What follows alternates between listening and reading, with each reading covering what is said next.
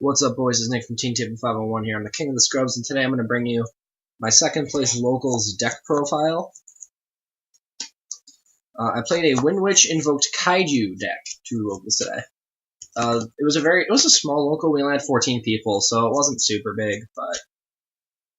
But round one, I played against Dark Magicians, which fucking circle, man, fucking circle. But I beat him 2-1. Game 1 I lost because he just found 2 circles in his first 2 turns. I was lost. Round 2 was True King Dino, and I lost that 2-1. Game 1 I was able to just go ham. I opened I just showed him. I opened Slumber Maxi. He's like, yeah, I'm gonna scoop. So, and then game 3 he beat me with Top Deck Baby Ceratosaurus to smack his Lost World token so that he could destroy something, and yeah, he went from there. Round 3, I beat Phantasm Spiral, which, that deck's really annoying. That field spell is way too broken. And then round 4, I played against... I played against a Chaos Max Blue Eyes, which was funny because we both wanted to go second, so... but I didn't bring a side deck with me to this event, but I do have a side deck in the works, because this is also the deck I've been playtesting for Nationals. So, I wanted to go to try to get this deck in against, like, good players, but... whatever. Let's just run through the deck profile. I'll put the side deck in the description of the video, and you guys can tell me what you think of it. So for Windwitches, playing 3 copies of Ice Spell, 2 copies of Glass Spell, and 1 copy of Snowbell.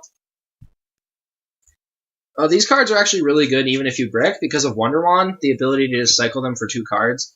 And of course the Ice Spell is the 1-card Crystal Wing, so that's really broken. Triple Alistair, because he's amazing. This card is really good. Being able to search your Invocation, and because his hand trap effect isn't once per turn, you can often win the war. And what I mean by that is in the mirror match, your opponent's going to have a bunch of Alistairs in hand, so whoever can keep their Alistairs in cycle wins the game. And then for the Kaiju engine, I played 1 Gameciel, 1 Godarla, 1 Dogra, and 1 Thunder King. So the reason I played this engine over Artifacts is because Kaijus give you a game 1 out to Masterpiece, and that's a card that really just beats you. So being able to stop them from playing Yu-Gi-Oh! Is really good. And like Kaiju Slumber is an inherently broken card, even though Ash stops them. But I only main decked 4 hand traps, so 3 Ghost Ogre and a Max C. I wish I would have drawn these cards more, but they are broken. Like, these cards are ridiculous. I can see why Ghost Ogre's a $5 super, but I played 3 Ghost Ogres and I haven't bricked with it yet, which is very interesting. So, but there's that. That's it for the monsters. On to the spells. I play 3 Meltdown, 3 Terraforming. You're essentially playing 9 copies of Alistair, and he's the best card in the deck, so... 2 Invocations. I'm thinking about siding a 3rd for matchups where your opponent has DD Crow. But DD Crow isn't that popular of a side deck card right now, so... And then 2 Wonder Wands, because the card can fix your brick hand. I do side it out sometimes if I'm going first, but that's to make side deck room. And then, by far, the best card in the deck is Kaiju. I don't know, almost every card in the deck is the best card. Kaiju Slumber, this card is just really stupid. If you can resolve this thing on a board of 4 or 5 monsters, you probably just win the game. So, yeah, put this thing to 1, Konami, please. Double Twin, because you want to go second, you need to be able to clear back row. Double Chalice, because... Alright, so I was testing Swords of Concealing Light over this, and I found that this is better, is because...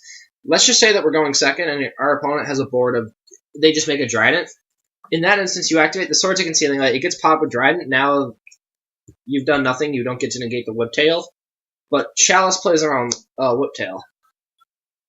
Because if they already have a Whiptail attached to it, say that was their normal summon, you can Chalice the Trident. Now, the Whiptail's effect negated, and they won't banish your thing if they battle. And then for my Windows 1, I'll start Goblin, because 39 is better than 40. And I played a Book of Moon. I was actually sort of impressed with this card. I would have rathered it be Soul Charge, but Book of Moon is fine the way it is. But I didn't have a Soul Charge in my possession for me to test. For Traps, Triple Strike. This is the only time you're ever going to see Strike on my channel. I hate this fucking card. But it's also really good. Shout out to my homie Jacob. He's letting me borrow this deck. So, shout out to you, my mans. But your build was shit, so I made it better. The 1 Warning, and my last trap was Imperial Order. The stupid Pendulum Evolution set's coming out, and people are going to play that. So having this card allows you to just shut your Pendulum opponent out, so you have a game 1 answer to that deck other than Twin Twister. And this gives you the ability to also like negate Barrage, negate Twin Twisters, Cosmic Cyclones, the true Draco deck in general. So 40 cards in the main deck, pretty self-explanatory. Moving on to the extra deck. Triple Raijin, because he's the Book of Moon, and you need to play 3 of the best cards in the extra deck, obviously. Double Makaba, he's the Ultimate Providence. This one is pretty good. You usually make it with your opponent's Ghost Ogres and their masterpieces. Purgatrio is how you can end the game rather quickly. Your opponent has a full board. You can just make this with Ghost Dash, or you can make it with Dogoran, and you just start smacking into their things. Mega Lancea, you make this when you get Max Seed, and you make this with your opponent's Zoo Monsters. One of the water one, Coctus, you make this against Paleo, even though that matchup is essentially dead. You can also make this with Gamma Seal, so that your opponent can't Mirror Force you. Kaliga is ass, and Elysium.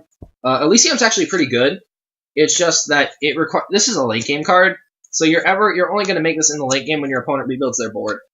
That's it for the fusions. For the Synchro, 1 Winter Bell. I never summoned this thing, and I'll explain why in just a moment. The Clear Wing, the Stardust, and the Crystal Wing. So, with the Wind Witches, the Ice Spell is the 1-card Crystal Wing. I'll show you how that works real quick. So, you'll special summon Ice Spell when you control no monsters. Her ability is going to activate, summoning the Glass Spell from the deck. And then you have to build your Chainlinks properly, so you're going to do Glass Spell Chainlink 1, Ice Spell Chainlink 2, so that this can't get Solemn Stroke or Ghost Ogred or Ashed or whatever. So she's going to search you your Snowbell, and then Ice Spell is going to burn this is going to burn 500, then you search, whatever. Since you control 2 wind monsters, you special summon Snowbell to the field. Now here, you can Synchro Summon for a level 7 monster. Now you could just make the Winter Bell. Because her effect is Ignition, you don't have to activate it, but normally you would activate this, and then target your Glass Spell to inflict more damage. But because this is an activated effect, if you get Ghost Ogred, you just lose. Like, if you don't have a Wonder Wand in hand to get this thing off the field and your opponent can summon something with Piercing, you just die. So you normally make the Clear Wing, because this can't get Ghost Ogred, and then you make Crystal Wing, and now it's unaffected by it can't be destroyed by your opponent's card effects. And you've only wasted 1 card. Now, sure, if you got Max Seed, you still lose, but you're going to lose to Max Seed either way. You might as well not lose to Ghost Ogre. You might as well lose to 1 hand trap, not 2. And the Stardust is here just in case, say, you get, like, Lithosagem, and they get rid of, like, your Crystal Wing, the Clear Wing, and, like, a random thing. And I'm thinking about citing Starlight Road, although I don't think it's correct. And then the last card in the extra deck is a Castel, because Glass Spell's a level 4, and so is Alistair.